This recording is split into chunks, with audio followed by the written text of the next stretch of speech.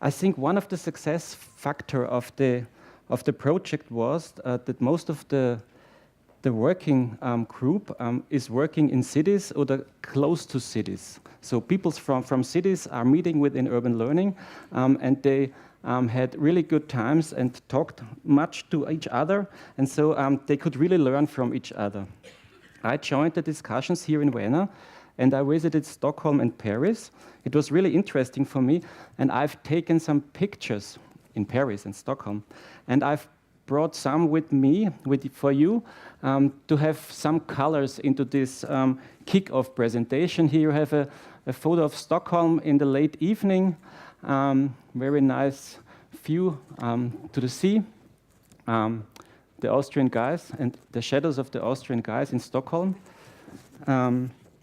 And our main issue, of course, is decarbonization. We all know that we have to get in touch with decarbonization within 30 or 40 years. And cities emitting the most CO2 emissions, around 75% worldwide. So if we want to solve these problems, we must solve the problem together with cities. And the cities are growing still, and Vienna is also growing. If you look down, you can see it. We have a lot of large developments here in the city of Vienna. If you look down on the left-hand side, behind the large buildings, there are the city developments of Vienna, most of the city developments.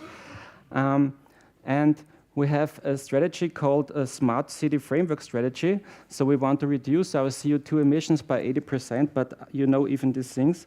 And it's combined with social targets and innovation targets for the metropolitan region. So we want to decarbonize our cities. Oh, it's working. So we had a lot of discussions. Here, once again, a picture from Stockholm. And I think we have taken some steps forward. And of course, when we talk in cities about decarbonization, we talk about mobility and buildings. And what's decarbonization seen as a whole? If you look at the energy worldwide, you can see that the main sources of renewable energy, I hope this works, is sun and wind energy. And both of them are mainly forms of electricity. So we will have more electricity within our energy system if we decarbonize our energy systems. And we have to work with these energies within cities too. So, of course,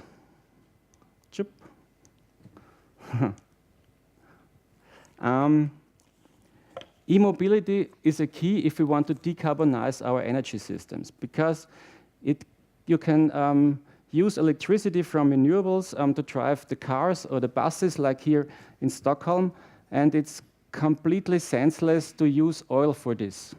As Bernd Vogl said, who has flown around the world with a solar plane, maybe you know him, really nice guy.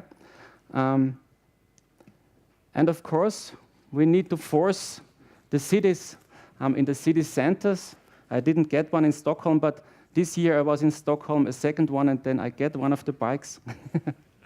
So very important, bicycles within cities and electric cars. In Paris, they closed some roads for us, very nice. Really easy. And that's one of the pictures I like most, because this road is closed by a car from the city administration, I think so, yeah? And the traffic light is still working, but you cannot use the street. Very interesting, very cool. And this is the space which is closed by this car near River Seine, where people have space to live and to go by bicycles and walk. And that's the way we should change our cities in the center of the cities, if we want to decarbonize.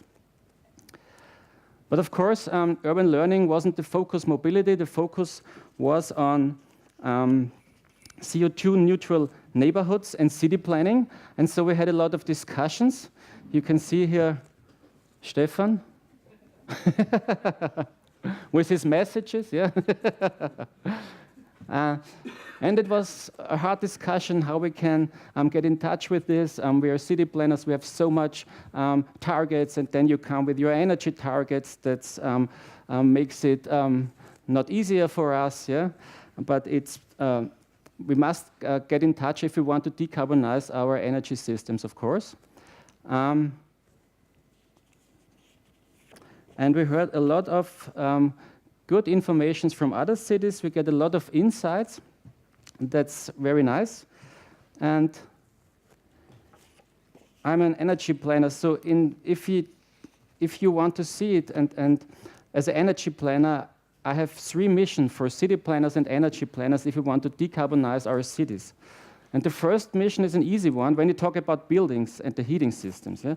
The first mission is use no coal and oil at this time. We can't get in touch with this now because you can use district heating, natural gas, and so on. In Vienna, we are still on the way, so we have only a few oil in our energy mix for heating, and now we want to reduce the gas in the heating system. But that's really hard, as you know, because it's the last of the fossil fuels, and if you want to reduce this, you must have renewables or waste heat instead of gas. And the third mission, of course, is to reduce the energy demand of the buildings. That's clear. We have a program in Vienna since 2000 where we are renovating flats and change to less CO2-intensive energy forms. Then the third and newest mission is we must change to renewables and waste heat. We have a lot of waste heat in cities, and we have some kind of renewable energy, solar energy, ambient heat, and so on. And we must bring it into our energy systems. First of all, district heating. Most of the larger cities have district heating systems, so we must change our district heating systems to renewables and waste heat. And if buildings stand alone and have their heating systems, they must work together with the energy system, which is driven in the future by wind and solar energy. So you have to look what is the energy market doing. There is a lot of solar energy, there is a lot of wind energy, and we must use solar and wind energy when it's there, and we must store energy when it's there. And our buildings must be thought different as in the past. They must be part of the system. They must work together with the new energy system. And we have some interesting projects in Vienna now. And we have seen interesting projects within urban learning. And the third point is, will we have gas from renewables in the future? We are discussing this. We don't know exactly what the future will bring, but we are starting now a discussion project in Vienna where we want to see what amounts of gas or hydrogen will be in the system 2050, and what does it mean for our infrastructure. Very interesting questions. Paris, Clichy-Batignolles, I hope I pronounce it exactly, but I don't think so. A nice project where they use water from the ground with heat pumps to heat a whole district, a new district. So that's a system in line with these targets.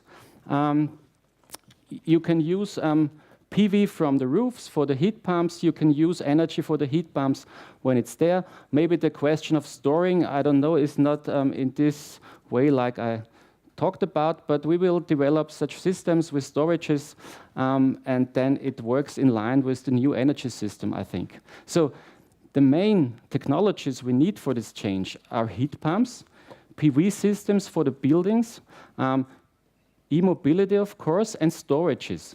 Battery storages, but you can also store energy within concrete. You can use the concrete for storing. You give 1 or 2 degrees more in the concrete, then you don't have to heat 1, 2, or 3 days. So you can use the system as a storage. So, and that's one of the examples of Stockholm I like very much, because that's, I think, around 40 flats or 50 flats using the soil under the building or beside the building to heat the building and to cool it in summer. And we will get warmer summers, and we have to have a look at the cooling of the buildings. And if you can cool the building and use the heat from the summer, you store it in the soil, and then you can use it in winter for heating. That's optimal. And we are developing at the time schools with this system. And I think this will be the future of the heating of buildings, because it's completely in line with the change in the energy market. And I know it's really hard to bring results, yeah, because we have a lot of discussions with the companies in the city, and it's hard to get really projects, yeah. So it's a good way to talk together and so that we can say, look at this, Stockholm is doing this and Paris is doing this. Why is Vienna not doing the same? Yeah, that helps really. I can tell you. So that's really a great output of such a project like urban learning. So I think what we did within this project is to strengthen future ways. We talk about future ways, and if we learn from each other, we can get more results for our work, I think. And a further topic is the warmer summers. So we will get warmer summers and decarbonization, 2 topics. So this will cause a new balance between city planning and energy planning. And I think that's urban learning. And we had a lot of discussions, of course. Here is one of the discussions in the sun, really nice in Stockholm. You can see Michael thinking of how he can convince our energy company with from these new ideas. And this is, once again, Paris, where you can see water and green because of the heating in summer. And you can find some of the good examples from Vienna in this app. You can download it. You will find 16 projects of Vienna. And we will have at the end of the year around 100 projects within this app. So I wish you nice days here in Vienna. You have a nice weather, good discussions. Let's go on. The future is waiting for us.